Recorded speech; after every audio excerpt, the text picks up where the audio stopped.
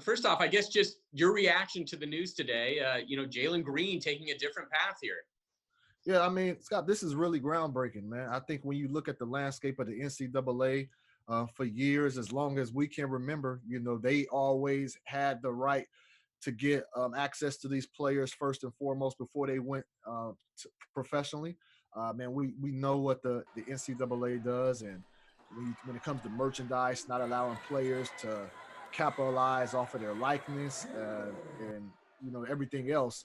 And I think this is really groundbreaking and where it's setting the precedent for players to not only go professionally straight from high school, but go professionally, play, get paid, and get compensated for that. And at the same time, the G League is paying for Jalen's college education, when he decides to go back to school. So when you add all of that, where you're able to get paid to play, when you're getting a full ride scholarship, and also he's going to be able to get endorsement deals now.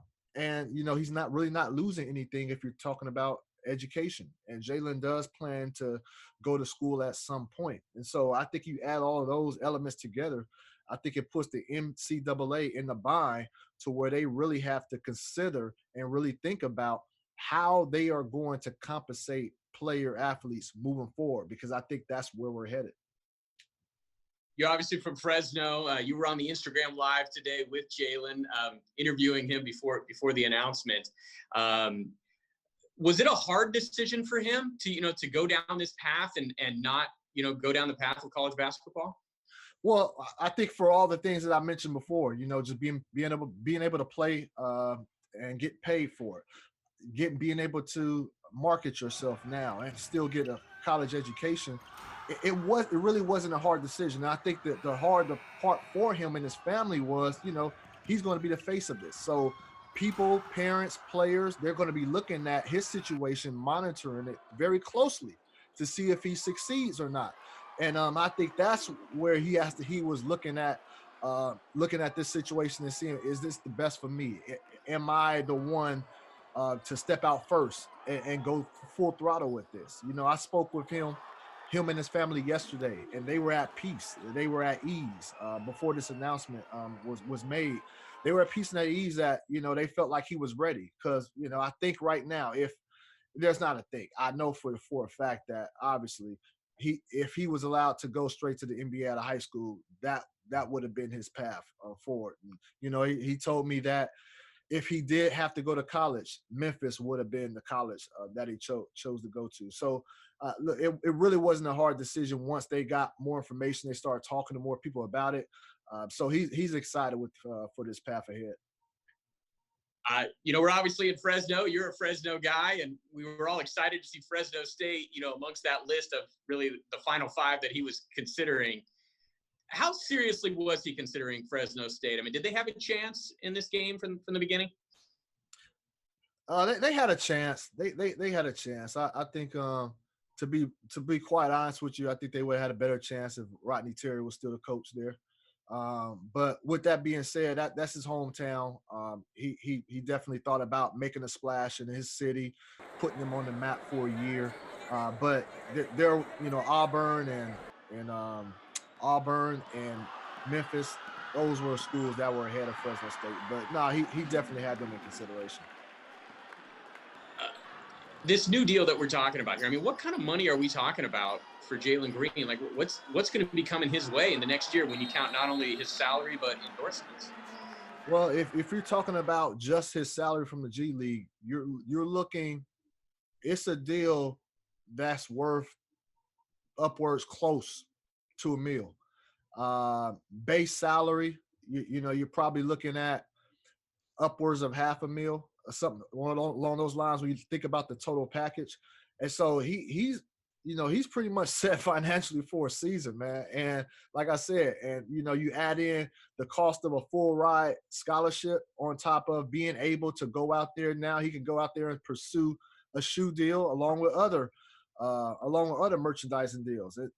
So he's, it was pretty easy. I think once everybody explained to him what they were doing, and then he's partnered with the NBA. This is the NBA and the G League. They want to see this thing succeed.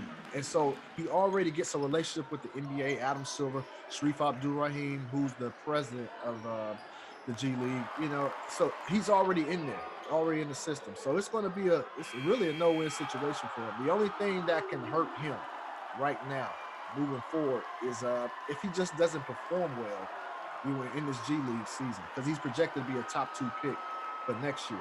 But look, another thing is the G League, they will play a reduced schedule. They won't play the same 50-game schedule that regular G League. Play upwards of 20 games if he plays that many. So, it's a good situation. You think if he had been allowed to come out this year and enter the NBA draft, do you think he would have been the top pick? I think he would. I think he would have been number 1 pick for sure. I definitely do, Scott. I think obviously when you're judging players in high school, you're judging them on their upside, their skill set, what they can be. And I think when you look at the total package of Jalen, he's 6'6". He can handle the rock like a point guard. He's probably the most athletic player in his class, and then he has a skill set to go along with it. Then you put him with NBA trainers, NBA nutritionists, NBA coaching staff, and then you just watch him develop from there. And that's why it's such a big deal that he's doing it this way and going the G League route, because he will have those resources before he will have those resources for a year before he's able to enter the NBA draft. And for a lot of people, that's even going to be more of an advantage for him than it would be if he did go to college. Are we going to see all kinds of high school basketball players following this route now? God, look, this is definitely, this is only still for the elite. So, will we see a lot of the elite players going? I think this does start a trend. Now, look, let me say this about college, man. There's nothing that can take the place of a college experience.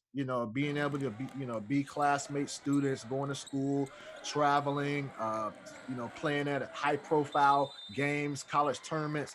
There's nothing that can take the place of that. And that's why I say, if colleges get to the point where they actually start compensating financially these players, then I think they can still keep top billing before players go professional.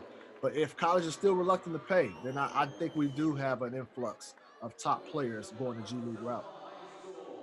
Is there an NBA comparison that you would use with Jalen Green, someone who's in the league right now? That's a good question. I'm trying to think of an athletic 2 guard. There's really not anybody like him right now in the league. I think he's somebody who can play the point guard position. I think he's naturally a 2. He probably would say he can play the point full time. But he's just super athletic. He's really super athletic. And there's a lot of athletic guys in the NBA, but I'm just trying to think of a total package 2 guard of his skill set. You just really can't find anybody. I know his nickname is the Unicorn, and that's pretty fitting. I don't know if he's going to try to keep that nickname, because there's already Unicorn and Kristaps Porzingis over there in Dallas. So he may try to flip that, but he's really in a class of his own as of right now. I'm not trying to say he's going to be out there and be special and turn into a superstar from day one, but he has superstar talent. Just his Filipino heritage. He's going to be able to capitalize, off of that. He just has all the makings right now just to be a star on the court and off of it. So that's why it's really hard for me to compare him to anybody right now. Finally, Chris, you've obviously have a good relationship with Jalen. It sounds like you have a pretty close relationship with him and his family. What is it about him maybe that impresses you the most, whether it's basketball or non-basketball? His respectful demeanor. I see how he interacts with his mom, and how he interacts with his stepdad, and there's a respect level. He, as of right now, I believe he has a 11 o'clock curfew, and they tell me all the time, he'll come in at 10:59. He'll try to get back out at 11:01, but he's respectful in the fact that he hasn't missed curfew. But he's real a soft-spoken guy. He listens. I remember he asked me about am I ever nervous on TV, and when people stutter, are they going to really focus on that? He asked a lot of questions, and I tell him, like, look, man, once you start talking, people are going to bypass the stuttering, because they want to hear what you have to say. And so, he's a guy who really does his homework and his research, and he asks a lot of questions. And and just being a respectful young kid. That's one thing I just take from just my interactions with him and his family. Actually, one more thing, as a Fresnan, how proud are you then that someone from Fresno is trailblazing this path and is as good a human being as you say he is. Scott, I'm super proud, and I know as journalists we're told to take our emotions out, take our biases out of the situation, and I'm not saying I'm biased, but there's a lot of things that go on in Fresno in the city. There's a lot of obstacles that we face as young kids growing up, in that town. And that kids who do have promise, you get concerned about them a little bit because you wonder if they're going to stay the right path. Are they going to stay away from the wrong people, or are the wrong people going to get close to him? And for him to make it this far, handle all of that, and to get to a situation, Scott, where he's the face of this new college movement, and it's from my city. It is from somebody from my town. I'm man, I am just ecstatic for him. I'm proud of him. I hope he keeps blazing the pathway forward and making the city proud. I'm already proud of him. I followed him really close to these last 3 years, man, and built a pretty good relationship where I know what kind of kid, he's about. And I can't wait to see, what he does moving forward.